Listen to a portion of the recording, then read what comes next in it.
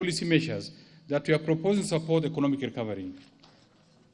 Mr. Speaker, in addition to the recent shocks experienced by the economy, we are still confronted by the perennial challenges of high incidence of poverty and unemployment, frequent droughts, low agricultural and industrial productivity, inadequate decent housing, growing demands for high investment in the health sector, inadequate revenue, and other forms of financing and governance-related issues.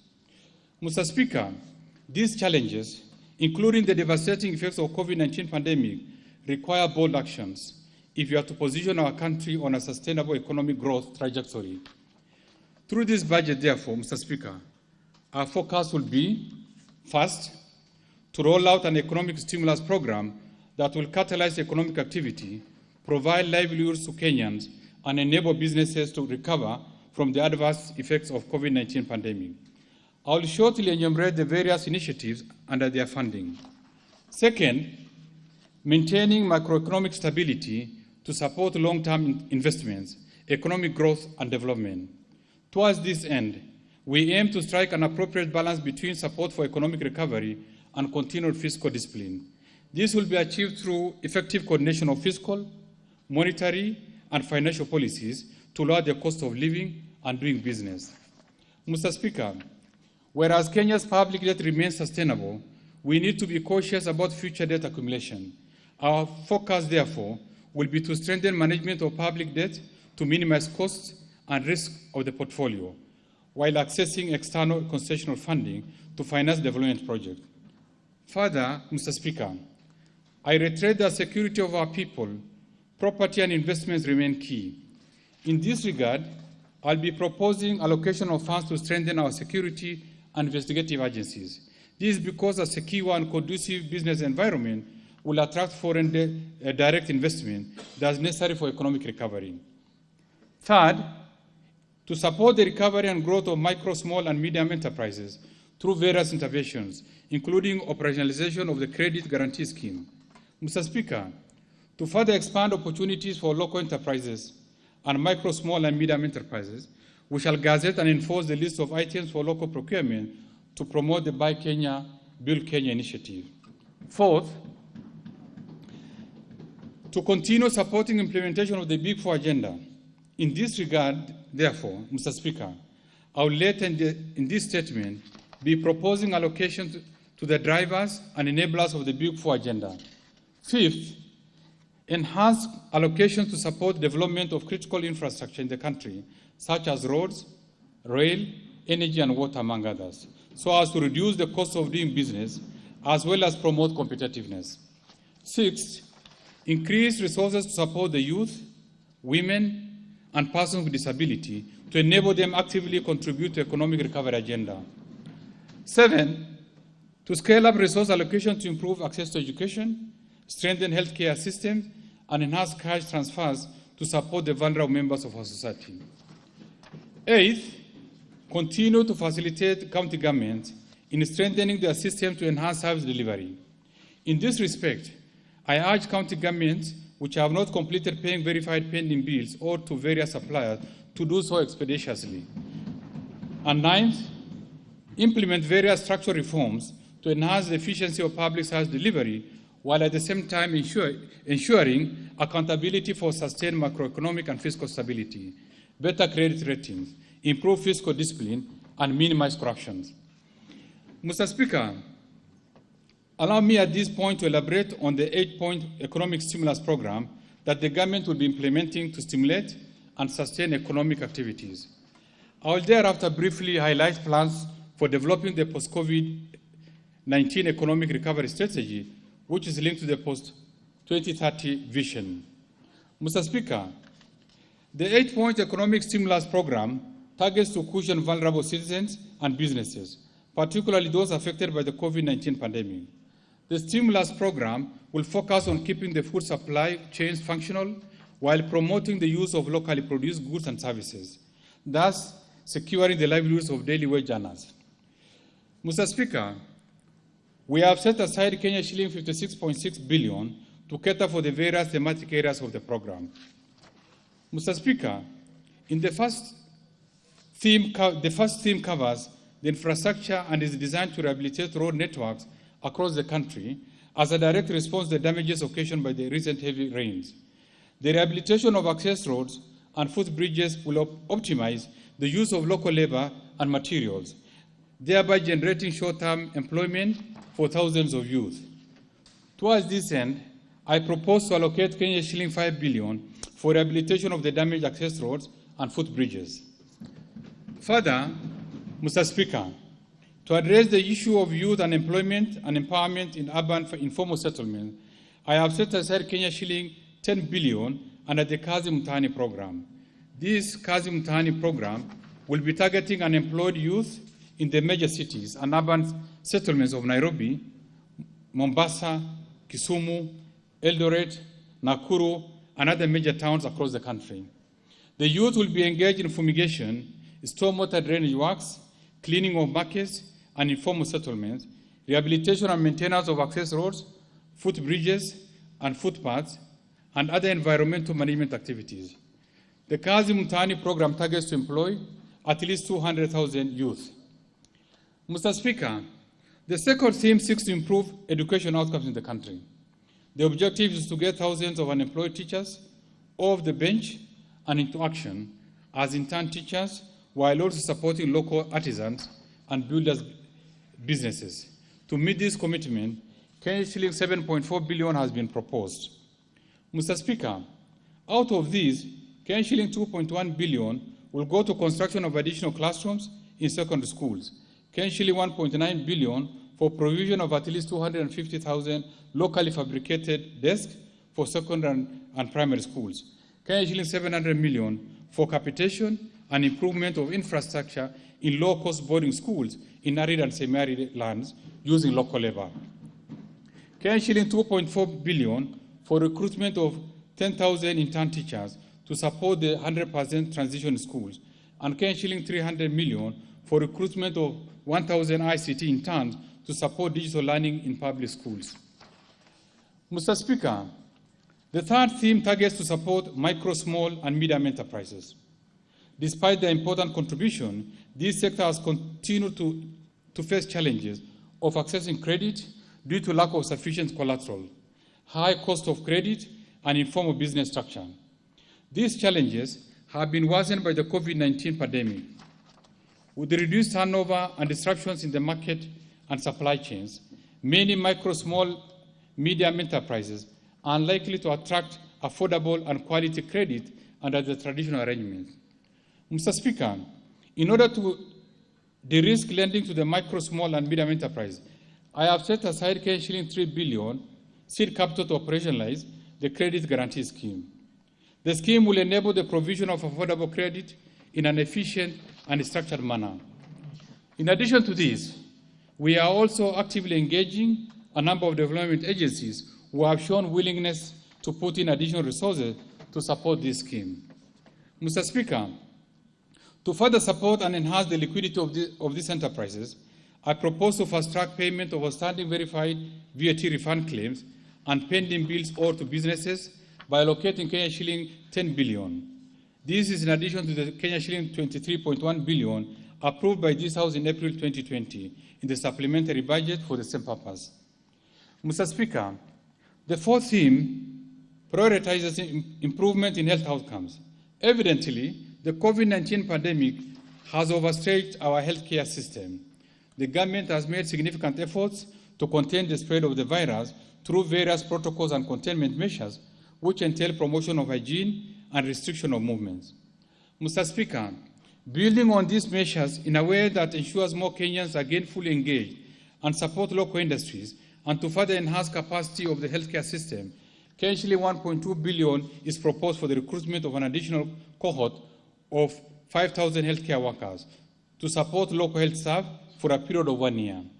This will enhance our COVID-19 response capabilities and strengthen implementation of the Universal Health Coverage Program.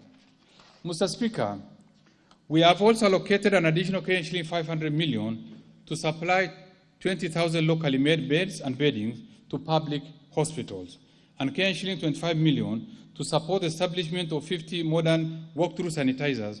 at our border points and main hospitals across the country. Mr. Speaker, the fifth theme will focus on agriculture and food security. I have set aside Shilling 3 billion to subsidize the supply of farm inputs through the e-voucher system to reach 200,000 small-scale farmers. I have also allocated Shilling 3.5 billion for expanded community household irrigation.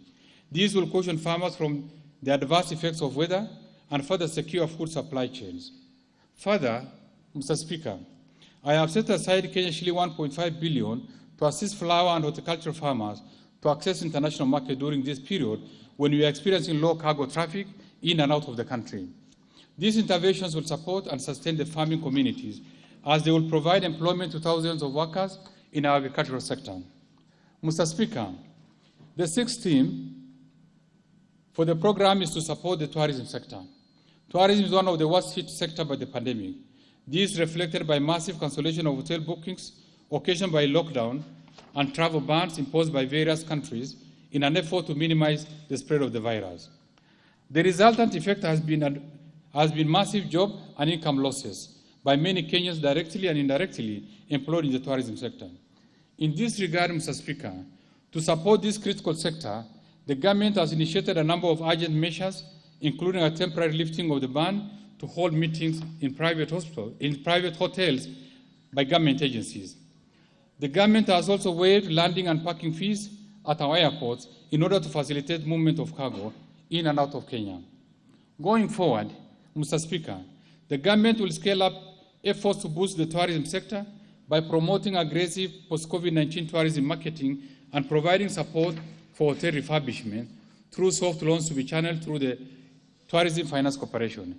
Shilling 3 billion has been set aside to support the renovation of facilities and the restructuring of business operations by actors in this industry.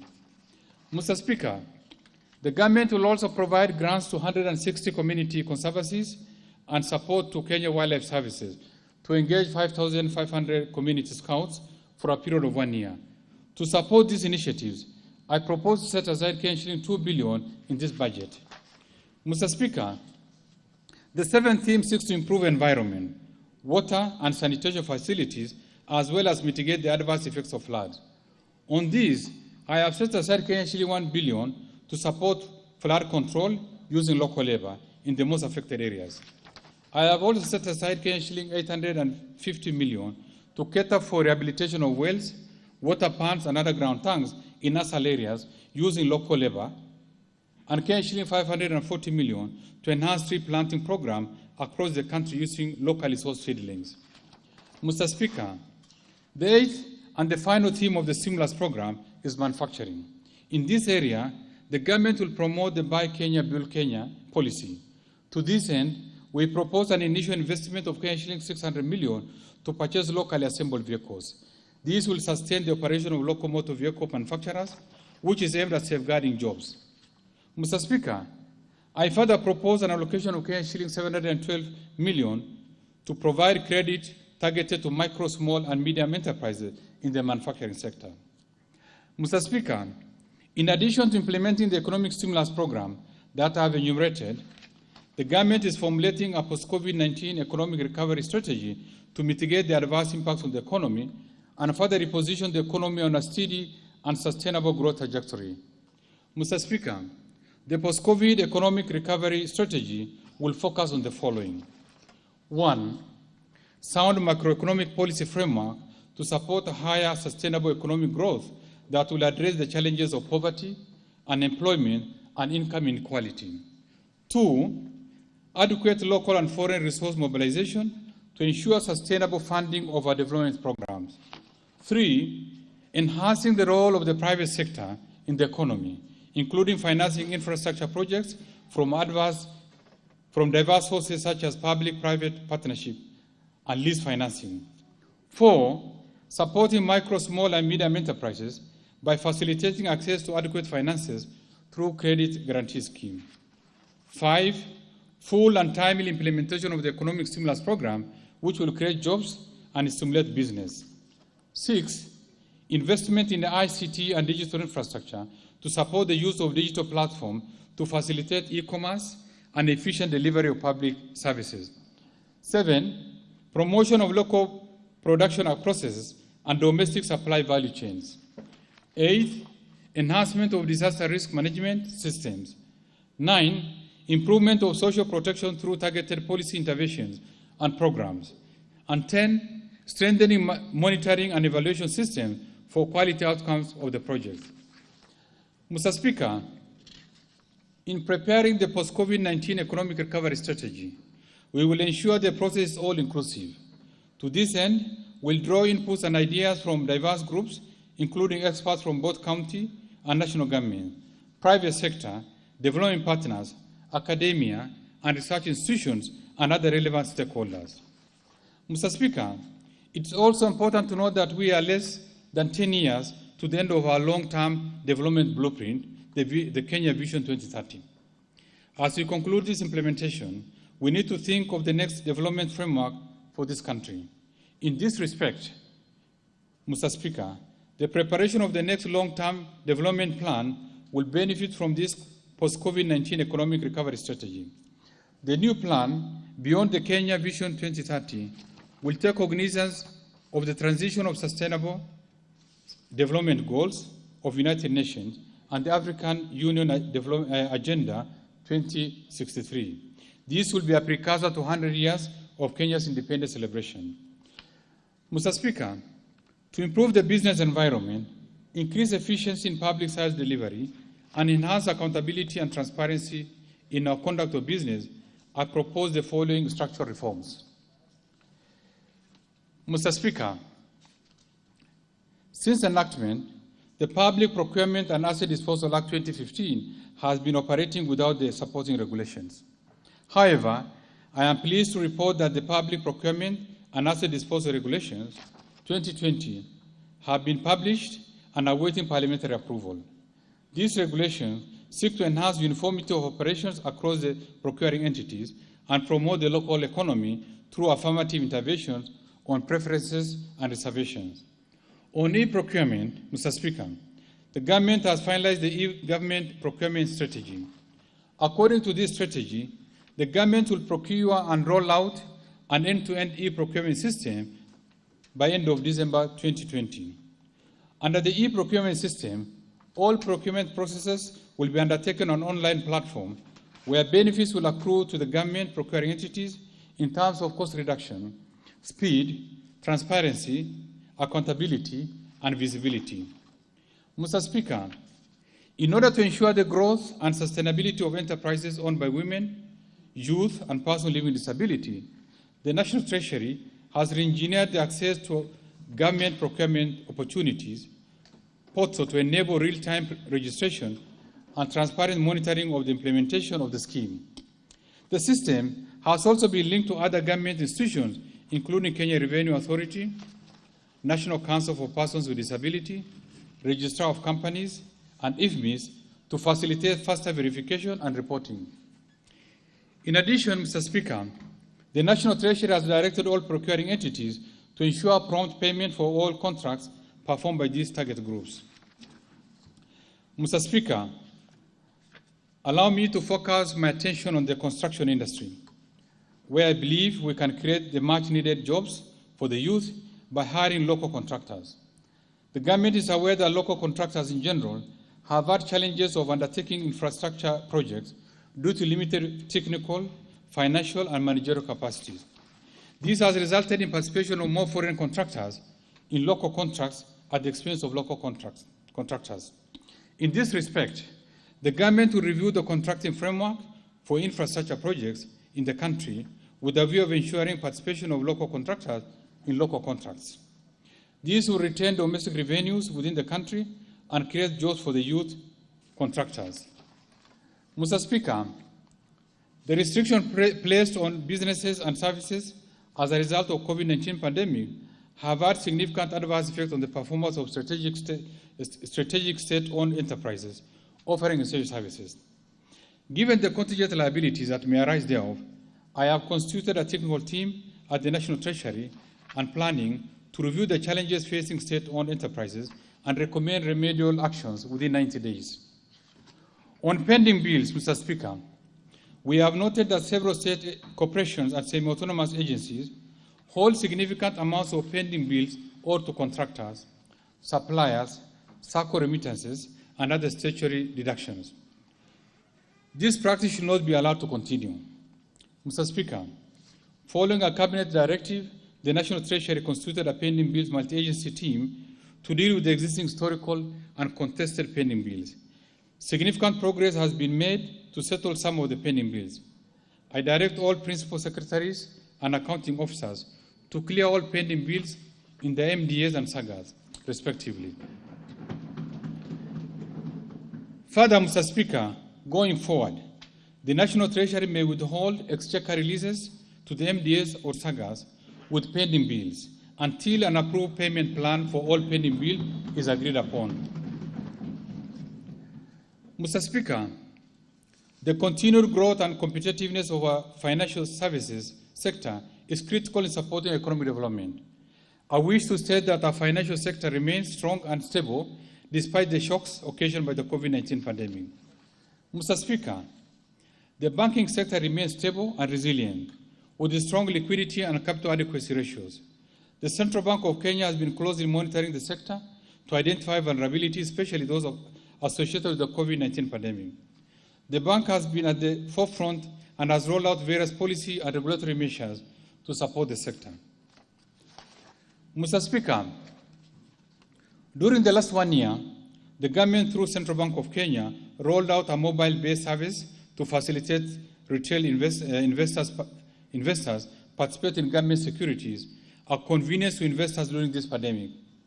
Mr. Speaker, in order to strengthen our position as regional financial hub, the National Treasury is in the process of operationalizing the Nairobi International Financial Center.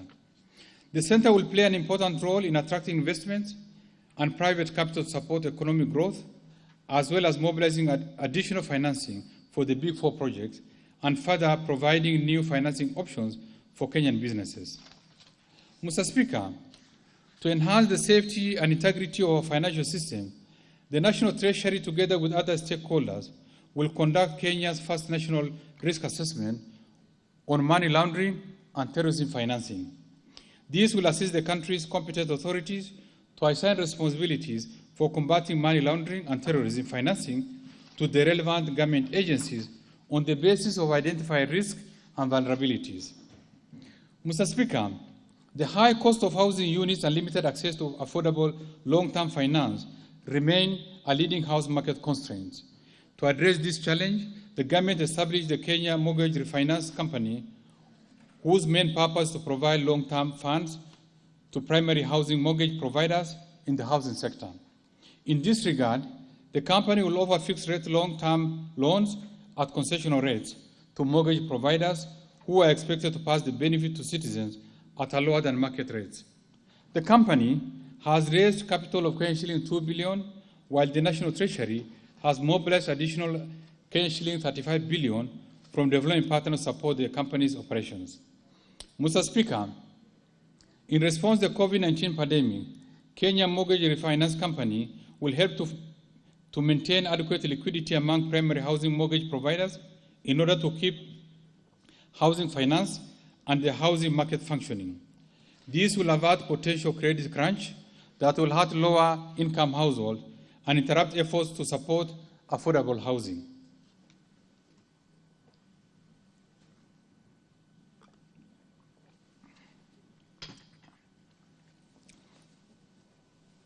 Mr. Speaker, the new company is also expected to play a significant role in the structuring of the proposed National Credit Guarantee Scheme in order to create an effective backstop mortgage guarantee component to cover the losses incurred by the lenders on future home loans. Mr. Speaker, in the year 2015, the investment guidelines under the retirement benefits regulations were amended to allow pension schemes to invest up to 10% of their assets in private equity funds and venture capital funds licensed by the Capital Markets Authority. However, the Capital Markets Act was not amended to provide for regulations of this private equity and the venture capital. In this regard, I have proposed amendment to the Capital Markets Act to provide for the regulation of private equity and venture capital companies by the authority.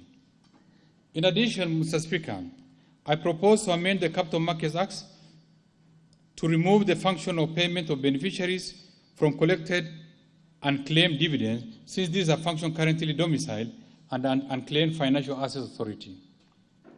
Mr. Speaker, the increase in public pension budget and accumulation of pension claims remain a challenge. In this regard, the National Treasury is reengineering and upgrading the pension systems in order to clear all pension payments backlogged by the end of the calendar year. This will pave way for modernized pension management system that will guarantee smooth transition of retirees from a monthly salary check to a monthly pension payment. To ease the pension burden on the exchequer, the National Treasury is committed to roll out the Public Service Superannuation Scheme in the financial year 2020-21. Further, Mr. Speaker, to support the pension sector in general, the government is developing a national retirement benefits policy that will harmonize all pension laws. This will strengthen the legal and regulatory framework to achieve a comprehensive pension coverage across the formal and informal sectors and better protect the interests of beneficiaries and rights of pension contributors. Mr. Speaker, in September 2019, this House approved the County Government Retirement Scheme, which provides for the establishment of an umbrella retirement scheme for county government. Thereafter, petitions were filed in courts challenging the law, thus paralyzing its operation. To this effect, the National Treasury undertakes to pursue all legal means to resolve this matter and ensure that county government employees have a scheme that safeguards members' pensions. Mr. Speaker, further, the government is working on establishing a national micro-pension scheme with a sustainable model that combines long-term saving with short-term needs that will be open to all marginalized informal workers who constitute over 80% of Kenya's labor force. Mr. Speaker, the Retirement Benefits Authority Act does not provide for sanctions in case of failure or delay in submission of the actuarial valuation reports within the specified period. In this regard, I propose to amend the Retirement Benefits Authority Act to impose a penalty to pension schemes who fail to submit actuarial valuation reports to the authority within the specified timeline. The actuarial valuation reports are important in determining the performance of the scheme. Mr. Speaker, framework for responding to disasters in Kenya are fragmented across laws. These has hampered the ability of governments to respond to disasters more effectively. To address this challenge, the government will develop a harmonized disaster risk management legal framework to guide the management of disasters in Kenya. To this end, we shall also finalize the Disaster Management Fund regulations to facilitate effective and efficient response to disasters in a more coordinated manner. Mr. Speaker, globally, climate change is a key concern, like other counties. The Kenyan economy is vulnerable to its effects. Over the last 10 years, we have experienced increased frequency and intensity of extreme weather. Mr. Speaker, in order to minimize the adverse effects of this phenomenon on the economy, we need to pursue a green economic development path. In this regard, the National Treasury proposed to tap into the green climate financing by issuing the first sovereign green bond to finance major infrastructure projects in the financial 2020-21. These proceeds will be directed towards green projects at both the national and county level.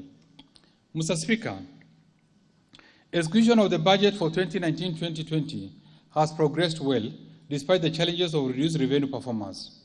The COVID-19 pandemic has not only worsened revenue performance in 2019-2020, but will affect revenue in 2020-21 budget. In particular, import-related taxes such as import duty, VAT on imports, import declaration fees, and rural development levy have been negatively affected due to lower imports and reduction of trade among countries.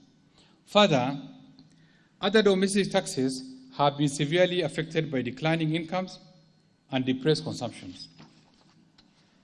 As noted earlier in my statement, in order to cushion Kenyans against the adverse impact of the pandemic and to further increase liquidity in the economy, the government lowered tax rates for corporate and personal incomes, turnover tax, value-added tax, and provided tax relief to low-income earners and employees. These measures are estimated to cost the Exchequer Kenya 172 billion in revenue foregone by government in one financial year. Mr. Speaker, in order to recoup part of this revenue loss, we submitted this House proposals to lower the level of tax exemptions. It is important to note that in the year 2018, the tax revenue foregone by government through tax incentives, or for that matter exemptions, amounted to Kenya 535 billion, or 6% of GDP, which is considered one of the highest levels globally. Whereas these tax incentives are well intended, they have limited the capacity of government to fund critical expenditures. In addition, a critical review of the incentive shows that consumers have not benefited through commensurate reduction in cost of the goods and services. Further, some of these incentives have given undue advantage to some sector players over others, thus entrenching unfairness and stifling competition. Mr. Speaker, this therefore necessitated a review of the existing laws incentive regime with a view to minimizing distortions and providing a level playing ground for all taxpayers. In this respect, I have proposed further removal of some existing tax exemptions through the Finance Bill 2020. I urge honorable members of this House to support this endeavor that is expected to grow revenues for funding critical social and infrastructure programs. Mr. Speaker, the Kenya Revenue Authority has undertaken various reforms to enhance revenue mobilization. We shall continue to support and strengthen the capacity of the Kenya Revenue Authority to enable them to collect revenues to fund government programs. Mr. Speaker, the fiscal framework for 2020-21 budget and the medium term has been revised to take into account the adverse impacts of the pandemic on revenue performance. In this respect, the 2020-21 budget targets revenue collection, including appropriation in aid, of Kenya 1.89 trillion, which is equivalent to 16.8% of GDP. This is a stagnation from the estimated revenues of Kenya 1.89 trillion, equivalent to 18.6% of GDP in the financial year 2019-2020. Of these, ordinary revenues in the financial year 2020-21 are projected at Kenya 1.63 trillion, equivalent to 14.5% of GDP. Mr. Speaker, total expenditures in the financial year 2020-21 are projected at Kenya 2.79 trillion, or 24.7% of GDP, from the estimated levels of Kenya 2.77 trillion, or 27.2% of GDP in 2019-2020. The recurrent expenditures in the financial year 2020-21 will amount to Kenya 1.82 trillion, or 16.2% of GDP. On the other hand, ministerial development expenditures that include foreign finance projects, allocation to contingency funds, and conditional capital transfers to the county government are projected at Kenya 633.1 billion in 2020-21. This will enhance critical infrastructure in the budget. Mr. Speaker, taking into account the projected revenues and expenditure in the financial year 2020-21, the fiscal deficit, including grants, is projected to decline to Kenya 840.6 billion, or 7.5% of GDP, from Kenya 842.7 billion, or 8.3% of GDP in the financial 2019-2020. Going forward, Mr. Speaker, as we roll out the post-COVID-19 economic recovery strategy, we remain committed to gradually lowering the fiscal deficit to Kenya 768.8 billion, or 6.1% of GDP in the financial year 2021-22, and further to Kenya 570.4 billion, or 3.6% of GDP by 2023-24. In the financial year 2020-21, the fiscal deficit of Kenya 840.6 billion will be financed through net external financing of Kenya 347 billion, or 3.1% of GDP, net financing of Kenya 493.4 billion, or 4.4% of GDP, and other net domestic repayment of Kenya 627 million. Mr. Speaker, to achieve these targets, We will continue to contain growth in non-core recurrent spending and enhance our efforts in revenue mobilization. In this respect, we shall closely monitor the economic impact of COVID-19, and once the economy recovers, we'll review our fiscal plan, including tax measures, to strengthen public finances to sustainably fund our development agenda. Mr. Speaker, the government is concerned about perennial low absorption of donor funds that has denied Kenyans the full benefit of this financing. To remove impediments in the project's implementation and scale up absorption of donor funds, the government will put in place appropriate policies and administrative measures. These may involve reallocation of funds from slow-moving projects or non-startup projects to other priority projects and programs to minimize payments of unnecessary fees and charges. Mr. Speaker, let me turn to the state of our public debt. Our debt remains sustainable despite some of the debt burden indicators deteriorating due to impact of the COVID-19 pandemic, which has elevated expenditure pressures, reduced revenues, and export earnings. The debt burden is projected to decline over the medium term in line with the fiscal consolidation plan and implementation. Going forward, Mr. Speaker, the government is committed to implement the 2020 medium-term debt strategy, which recommends a shift towards concessional external borrowing and lengthening of maturity structure of the domestic debts. In addition, the debt and borrowing policy approved in early 2020 will guide management of public debt. Mr. Speaker, as an alternative source of finance to fund public projects, the government shall revitalize the public-private partnership framework. Indeed, public-private partnerships have the potential to accelerate economic growth and development by crowding in private sector participation in the financing of capital-intensive infrastructure projects. Mr. Speaker, the reforms in this area will include amending the PPP Act to remove unnecessary approvals and redundant processes, as well as restructure and strengthen institutions responsible for implementing such projects. The government will also streamline and standardize the appropriate credit enhancement tool, including the government letter of support, partial risk guarantees, and indemnity guarantees, as well as viability gap funding where necessary, to enhance bankability of projects. Mr. Speaker, the government, through these arrangements, targets to mobilize approximately $200 billion in the financial year 2020-21 by concluding the financing of several projects that are currently at advanced stage of negotiation. These projects are drawn from, among others, the transport, energy, health, housing, and manufacturing sectors of the economy. Mr. Speaker, let me turn to the highlights of the government spending priorities in the coming financial year.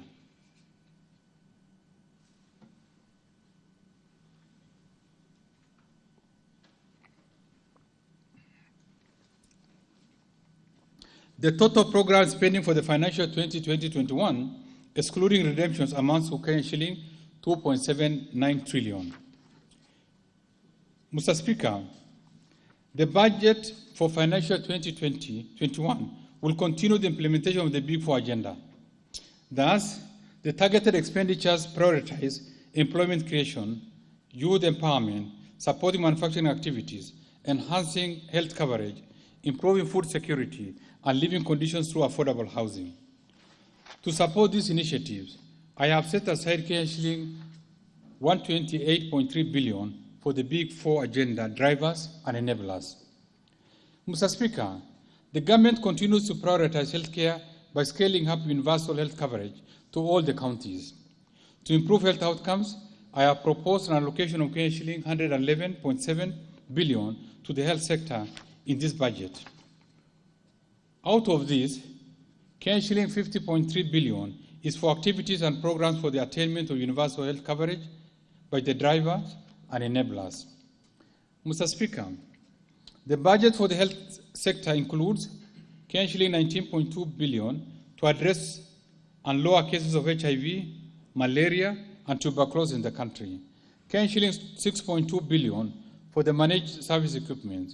Shilling 5.3 billion to transform the healthcare systems for universal health coverage. Shilling 4.1 billion to cater for free maternity health care, and shilling 1.8 billion to provide medical cover for the elderly and severely disabled in our society.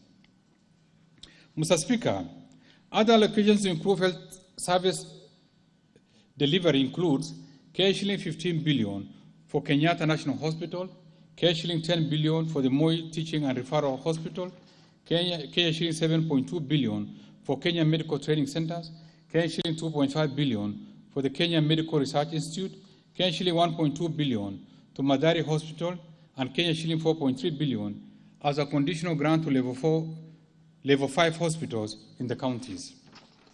Mr. Speaker, to ensure the success of affordable housing program, the government continues to forge partnerships with the private sector and development partners.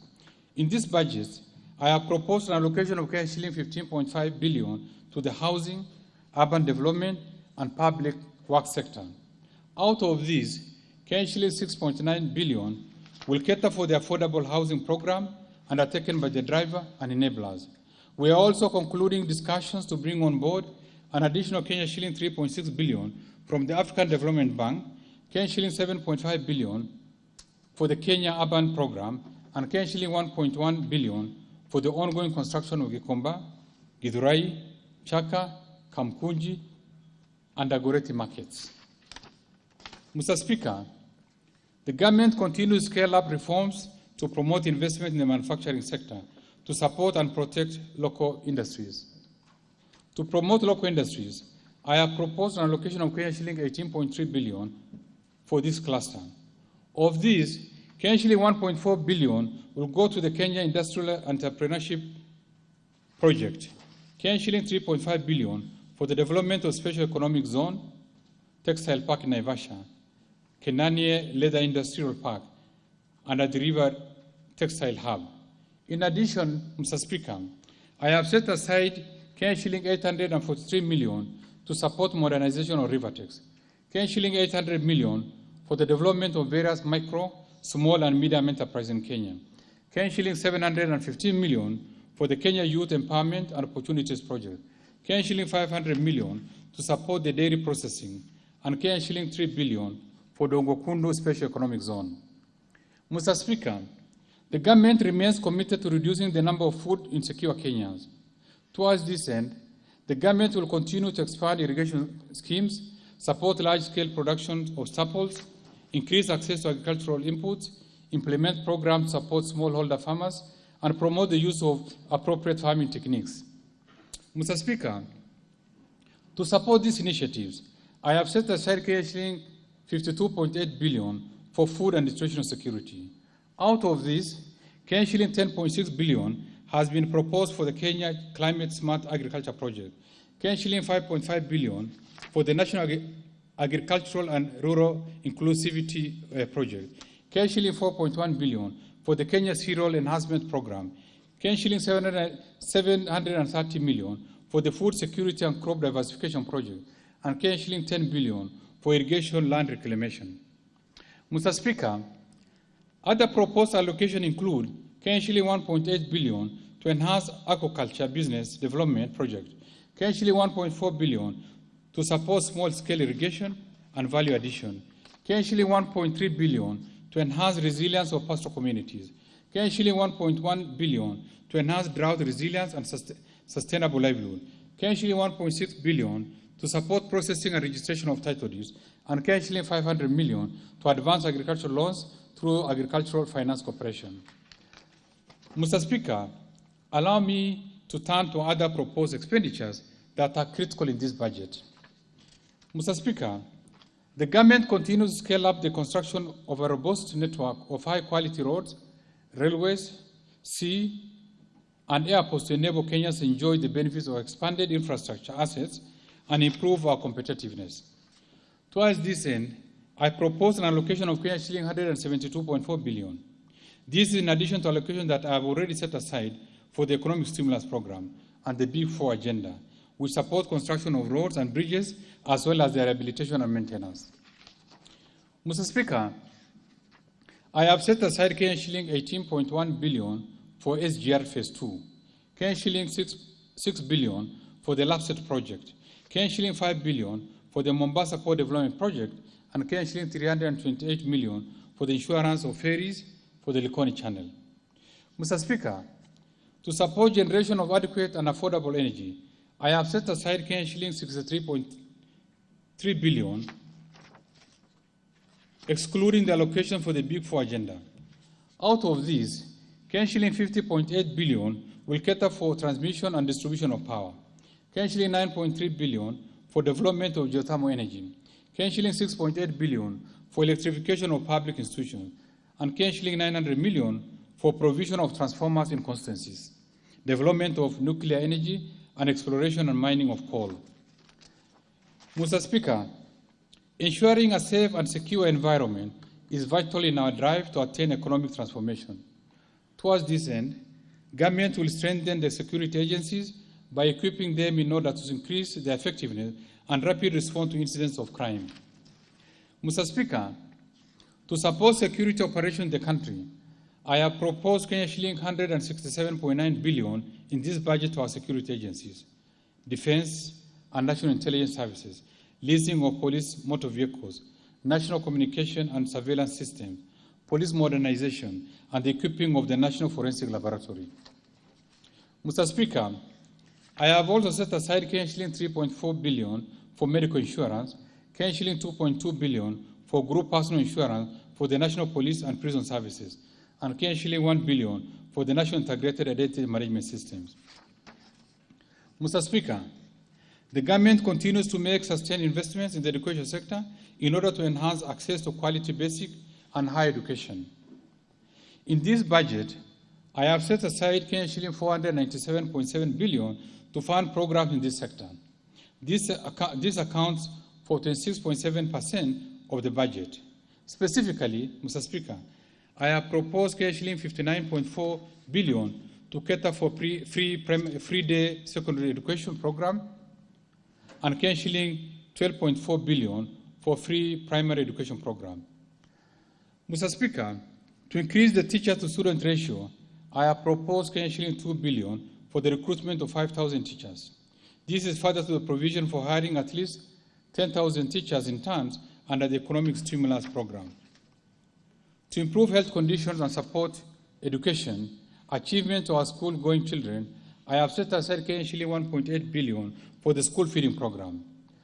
Mr. Speaker, other proposed allocations to the education sector includes Kenyan shilling 6.3 billion for the construction and equipping of technical institutions and vocational training centers, Kenyan shilling 4 billion for examination fees waiver for all Class 8 and Form 4 candidates, Kenyan shilling 800 million for the digital literacy program and competency-based curriculum, Kenyan shilling 323 million for the National Research Fund, Kenyan shilling 94.9 billion to support university education, and Kenyan shilling 16.8 billion to the Higher Education Loans Board.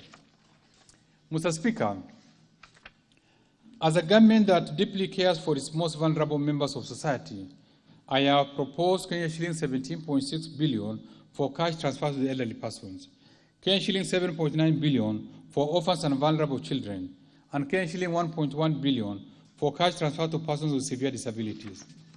Mr. Speaker, I have also set aside Kenyan shilling 4.3 billion for the Kenya Hunger Safety Net Program, Kenyan shilling 2.5 billion for the Kenya Social and Economic Inclusion Project, Kenyan shilling 3.5 billion for Kenya Development Response to the Displacement Impact Project, and Kenyan shilling 400 million for the National Development Fund for persons with disabilities, and a further Kenyan shilling 720 million for purchase of a building for these vulnerable members of our society.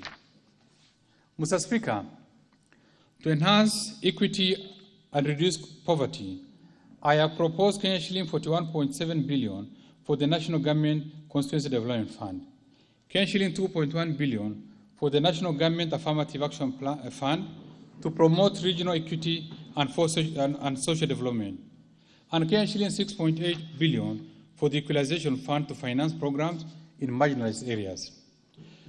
Mr. Speaker, to address the challenges that our youth continues to face, we have dedicated resources to youth empowerment programs and supporting businesses by youth, women, and persons living with disabilities. In this regard, I have set aside Kenyan shilling 10.2 billion to the National Youth Service, Kenya shilling 2.1 billion for the Kenya Youth Empowerment Program, Kenya shilling 359 million to the Youth Enterprise Development Fund, Kenya shilling 82 million to the Youth Employment and Enterprise WEZO, and Kenya shilling 150 million to the Women Enterprise Fund. Mr. Speaker, our prosperity as a country is to a larger extent hinged on our ability to take full advantage of the rapid technological advances. For this reason, Mr. Speaker, the government continues to invest in this area to boost digital literacy and skills, as well as expand digital infrastructure to improve access to affordable broadband connectivity. In this budget, Mr. Speaker, I have proposed Kenya shilling 14.9 billion to fund initiatives in the information communication technology sector. Specifically, Kenya shilling 700 million for the government shared services, Kenya shilling 800 million for the digital literacy program, and Kenya shilling 1.2 billion for rehabilitation of national optic fiber backbone phase 2 expansion cable. Mr. Speaker, the government is fast-tracking the establishment of the Konza Technopolis City, which will position Kenya as a world-class ICT hub.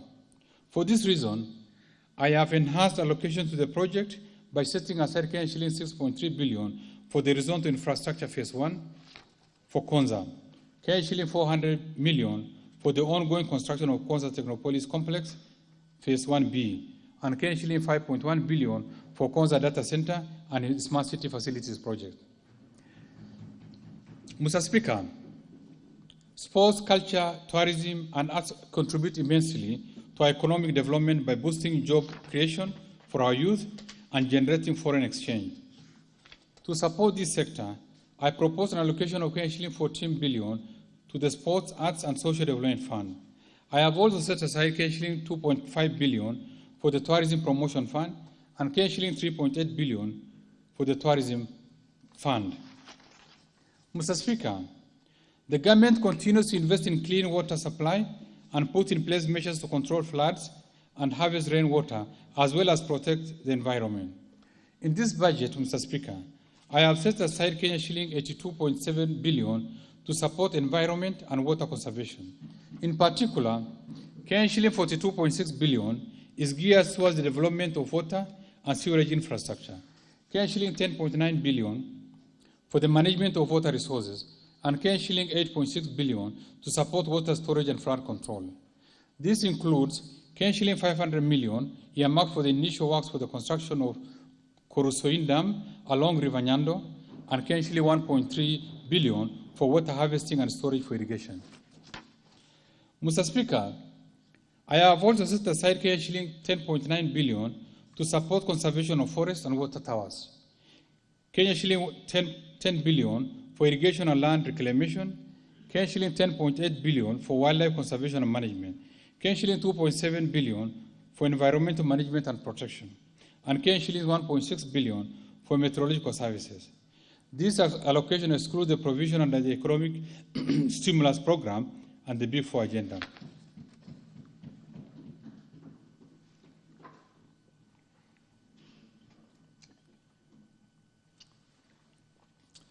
Further, Mr. Speaker, the government will implement the Kenya Financing Locally Led Climate Action Program to deliver climate finance at the local level where its impacts are felt most. To start off the project, I have proposed to allocate shilling 100 million in the financial 2020-21. Mr. Speaker, to sustain the drive against corruption, instill good governance practices, and recover corruptly acquired assets, I have enhanced allocation to the institutions mandated to fight corruption. In particular, Mr. Speaker, I have set aside shilling 3.1 billion for the Ethics and Anti-Corruption Commission and a similar amount for the Office of the Director of Public Prosecution. Shilling 149 million for the Unclaimed Financial Assets Authority, shilling 158 million for Asset Recovery Agency, shilling 619.1 million for the Financing Reporting Center, shilling 7.9 billion for the Criminal Investigation Agencies, and shilling 5.2 billion for the Office of the Auditor General. Additionally, Mr. Speaker, to support the oversight and legislative role of Parliament and access to justice, I have proposed shilling 37.3 billion to Parliament and Kenyan shilling 18.1 billion to the judiciary. Mr. Speaker, in the financial year 2020-21, county governments have been allocated Kenyan shilling 369.9 billion, which comprises 1. Kenya shilling 316.5 billion as equitable share, Kenya shilling 13.7 billion as additional conditional allocation from the national government, Kenya shilling 30.2 billion being external loans and grants, and Kenya shilling 9.4 billion from the Roads Maintenance Levy Fund. Mr. Speaker, in February 2020, the national government and the Nairobi City County government entered into an agreement through which the county transferred some functions to the national government. To manage the transferred functions, the national government established the Nairobi Metropolitan Services. In order to facilitate performance of the transferred functions, the Nairobi Metropolitan Services has been allocated Kenya shilling 26.4 billion in the financial 2020-21, which includes Kenya shilling 15.95 billion from the Nairobi County's equitable revenue share for the financial 2020-21, and Kenya shilling 660 million as additional conditional allocations related to the transferred functions.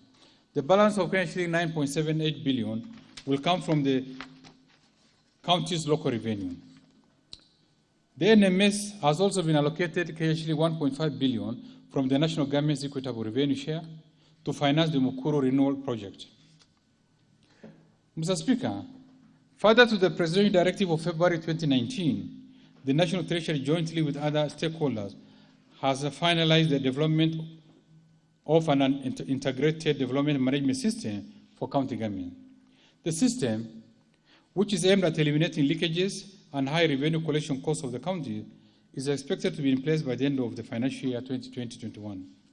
Mr. Speaker, I'm aware that the county government's revenue raising process bill 2018, which was sponsored by the National Treasury, has recently elapsed. In this context, I have resubmitted the draft bill to the Attorney General so that it may be reintroduced in Parliament. The principle underlying the proposed legislation is that counties may not impose, vary, or waive a tax, fee, or any other charge in a way that materially and unreasonably prejudices national economic policies, economic activities across county boundaries, and the national mobility of goods, services, capital, or labor. I appeal to honorable members to reconsider the merits of this proposed legislation, which is developed through widely consultative approach that incorporated all key actors, including institutions of Parliament. Mr. Speaker, in line with the Presidential Directive on the settlement of pending bills, Kenya shilling 36.7 billion, representing 71.5% of the total eligible bills verified by the Auditor General, has been settled by the county government as at May 2020. I urge county government to clear outstanding bills by 30th of June 2020 and ensure no further build-up of expenditure arrears. Mr. Speaker, in the financial year 2020-21, beneficiary counties have been allocated Kenya shilling 6.8 billion under the Equalization Fund. I am aware that there are disbursement arrears, and I wish to give an assurance that future allocations will be enhanced to make up for the shortfalls. Mr. Speaker, in a High Court ruling of November 2019, the guidelines on administration of Equalization Fund were declared unconstitutional, null and void. Effectively, the Fund's Advisory Board was disbanded and all operations halted, including payments for ongoing projects. The ruling directed that the National Treasury to develop a new Equalization Fund statutory instrument. In compliance with the ruling, a new draft statutory instrument for the fund has been developed and is ready for gazettement and tabling before Parliament. I'm also aware, Mr. Speaker, the existence of a 2019 private members' bill on the Equalization Fund, which was passed by the National Assembly and is currently before the Senate. In this context, I wish to propose honorable members to initiate a process to harmonize efforts to achieve sustainable administration of this fund. Mr. Speaker, the Constitution requires the two-third levels of government to conduct their mutual relations based on consultation and considerations, and to respect the functional and institutional integrity of government at other levels. The objective is to achieve world government approach to provide synergies and common size delivery solutions. Mr. Speaker, towards this end, the government will leverage on the intergovernmental framework for the implementation of national government programs and projects at counties formulated in 2019 to harmonize implementation of plans such as the Big Four development agenda, as well as policies between the two levels of government, including planning and budgeting. This is part of efforts to achieve an all-government approach to development. Mr. Speaker, the rest of my statement is on tax measures for the financial 2020-21 budget contained in the Finance Bill 2020, which I submitted to this House in April 2020, in line with the requirements of the Public Finance Management Act 2012. Further, I will highlight measures on cushion duty as agreed at the regional level during the East African Community Pre-Budget Consultation meeting for the financial year 2020-21. These measures are expected to generate about shilling 38.9 billion in tax revenue to the Exchequer. Mr. Speaker, manufacturing is a major pillar in the Big Four agenda, where the government aims to increase the contribution of the sector to GDP from about 8% to 15% by 2022. In this regard, I have proposed at the regional level measures aimed at promoting local manufacturing and also measures to ensure that locally manufactured products are competitive. Mr. Speaker, the customs measures that have been agreed upon at the regional level shall, in accordance with the East African Community practice, be effective from 1st July 2020. I wish to highlight a few of the measures that have direct impact on Kenya manufacturers. Mr. Speaker, our metal and allied sector continues to face stiff competition from imported iron and steel products. In order to protect the sector, the rate of import duty of 35% with the corresponding specific rates on a wide range of these products have been maintained for another year. Kenya has sufficient capacity to produce paper and paperboard products. In order to protect manufacturers of these products from cheap imported products, we have maintained the import duty rate at 25% for another 1 year. Mr. Speaker, Kenya has capacity to manufacture baby diapers. However, the imports used in manufacturing these products attract import duty. In order to support manufacturing of the products locally, all inputs for manufacturing of baby diapers will be imported duty-free under the South African Community Duty Remission Scheme.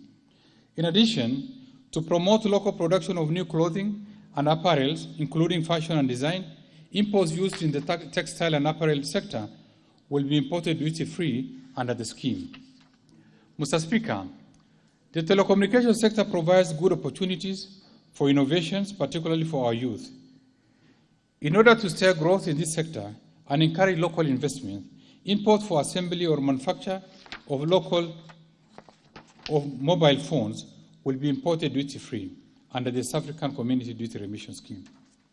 Mr. Speaker, leather and footwear sector has capacity for manufacturing footwear considering we have adequate raw materials.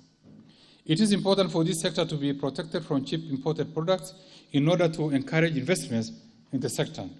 In this regard, we have maintained the specific rates of duty in addition to 25% duty rate, which were granted last year.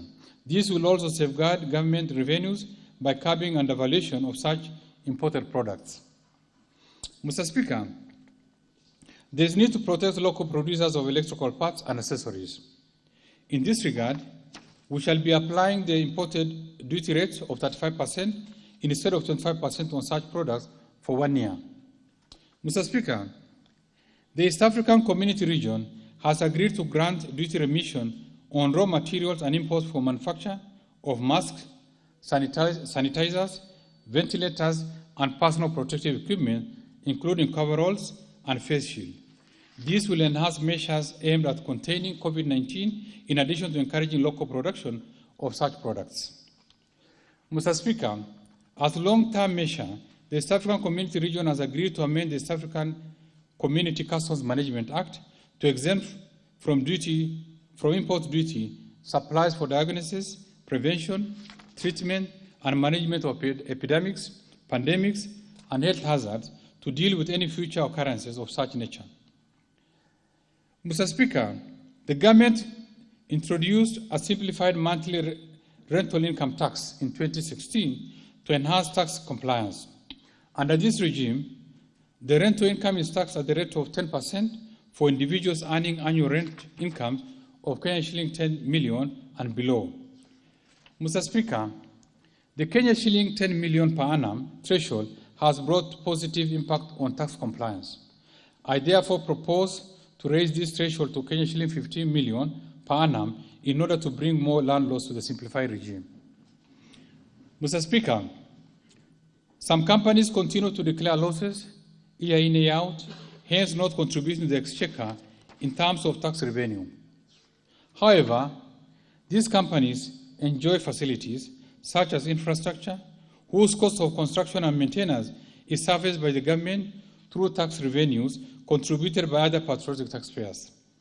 In order to ensure all taxpayers contribute to the construction and maintenance of our infrastructure, I have proposed to introduce a minimum tax that will be payable by all companies at the rate of 1% of their gross turnover. Mr. Speaker, with the fast advancement in technology, many business transactions are increasingly being carried out through digital platforms. In some cases, due to the nature of the transaction, it is difficult to effectively tax the income derived through such platforms. It is therefore necessary to provide a framework that will facilitate taxation of such income. In this regard, I propose to introduce digital service tax on the value of transactions at the rate of 1.5%. Mr. Speaker, food security is one of the pillars of the Big Four agenda, and the government has put measures to support its implementation, including food production. To further this agenda, I propose to exempt maize or corn seeds from the value-added tax in order to make them affordable to our farmers. Further, I have proposed to exempt ambulance services from VAT in addition to medical, nursing, and dental services, which are currently exempt from VAT to cushion Kenyans from the high cost of such services. Mr. Speaker, to enhance tax compliance, I propose to introduce a voluntary disclosure program to allow Kenyans who in the last 5 years may have inadvertently made omissions in their tax returns to voluntarily disclose such omission and pay tax due. The program will run for 3 years. In order to encourage uptake of this program, I further propose to grant relief for penalties and interest in respect of the tax disclosed after payment of the principal tax. Mr. Speaker, currently, imports by Kenya Defence Forces and the National Police Services are charged import declaration fee and railway development levy. These charges reduce budgetary allocation of these institutions. I have therefore proposed to exempt from both the import declaration fee and railway development levy on all goods, including materials, supplies, equipment, machinery, and motor vehicles imported for official use by the Kenya Defence Forces and the National Police Service. Mr. Speaker, the government has been encouraging investments under the public-private partnership, particularly in the road sector. To further such partnerships, I propose to amend the Public Roads Toll Act to enable the persons who enter into an agreement with the government to collect road tolls on roads constructed and managed under such agreements. Mr. Speaker, the budget I have presented today involved making hard decisions in the quest to move our country forward. Faced with limited resources, the balancing has not been easy. We have channeled resources to cushion citizens and businesses from the adverse effects of COVID-19 pandemic, as well as interventions to support economic recovery. I firmly believe that the measures spelled out in this budget will create more jobs and transform the lives of Kenyans. Mr. Speaker, at the heart of these measures is our commitment to protect the lives and livelihood of citizens and support recovery of business. I believe that working together, we will withstand the current storm as we have done in the past. Mr. Speaker, at this juncture, allow me to express my gratitude to His Excellency the President for his leadership and wise counsel in the management of economic and financial policies of this country. I would also like to thank my fellow cabinet secretaries, principal secretaries, and their staff for contribution to the financial 2020-21 budget process. For their support during the preparation and approval of this budget, may I sincerely appreciate. My appreciation goes to honorable speakers of both National Assembly and the Senate and their respective clerks for overseeing the approval of submissions on the budget estimates of the financial 2020-21. Majority Leader, especially Honorable Duale of the National Assembly, as well as the Majority Leader of the Senate, Honorable Pugisio, for their relentless support to get most of the legislative proposals on finance matters passed through Parliament. Members of the Budget and Appropriation Committee, led by the Chairman and the Parliamentary Budget Office, for the constructive and comprehensive engagements in their approval process for the budget estimates for financial year 2020-21. Members of the Departmental Committee on the Finance and National Planning, led by the Chair, for their commitment and diligence in the approval of various tax laws process during the year. All members of the various departmental committees of the National Assembly and Senate for their cooperation and support. The management and staff of Kenya Revenue Authority, Central Bank of Kenya, all financial sector regulators, and the various agencies under the National Treasury and Planning for their contribution and advice during the budget process. The Commission on Revenue Allocation and its chairperson for their contributions. Management and staff of National Treasury, under the leadership of the Principal Secretary, Dr. Muya, the officers tirelessly worked long hours, including most weekends and holidays, notwithstanding the constraining COVID-19 environment, to ensure that all budget and economic documents for the financial 2020-21 are produced not only timely, but of high quality. These are the unsung heroes of this nation, and I appreciate the extra effort in this exercise. The management and staff of the State Department for Planning for the support, staff from the Attorney General's Office, our multilateral and bilateral development partners, as well as the private sector for their contribution to our development agenda through their technical and financial support, and the members of the Fourth Estate for actively keeping Kenyans informed of the developments in the country and their budget process for the financial year 2020-21.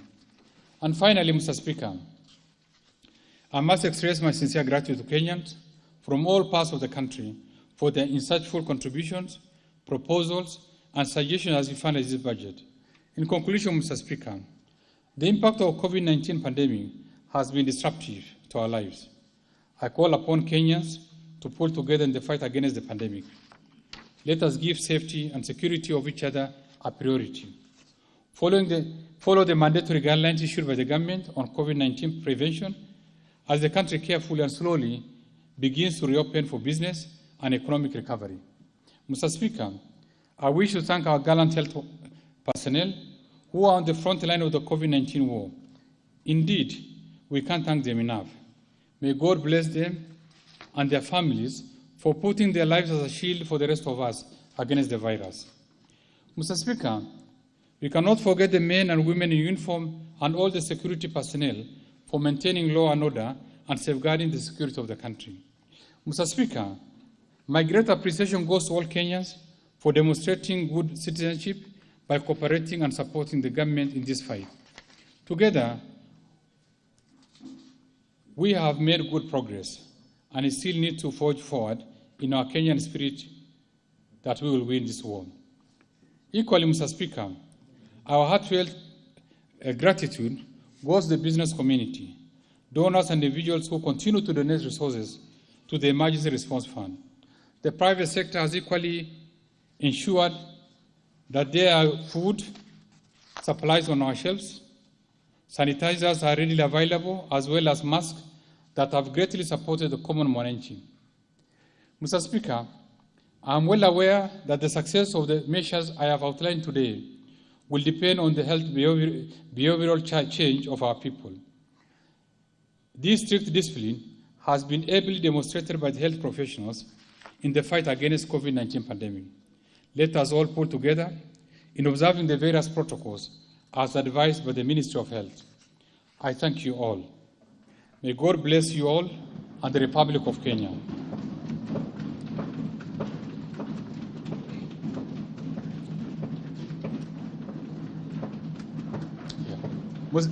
Mr. Speaker, in April 2020, I submitted the budget estimates together with accompanying documents.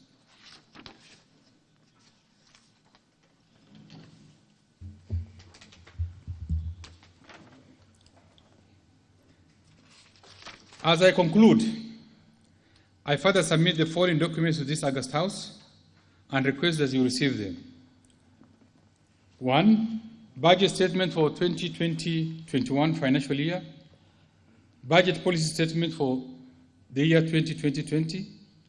Estimates of the revenue grants and loans for financial year 2020-21 budget. Financial statement for financial year 2020-21 budget. 2020 medium-term debt management strategy. Budget highlights, the Mwananchi Guide, financial year 2020-21 budget, and finally, a statistical annex of the budget statement for the financial year 2020-21. Thank you, Honorable Speaker.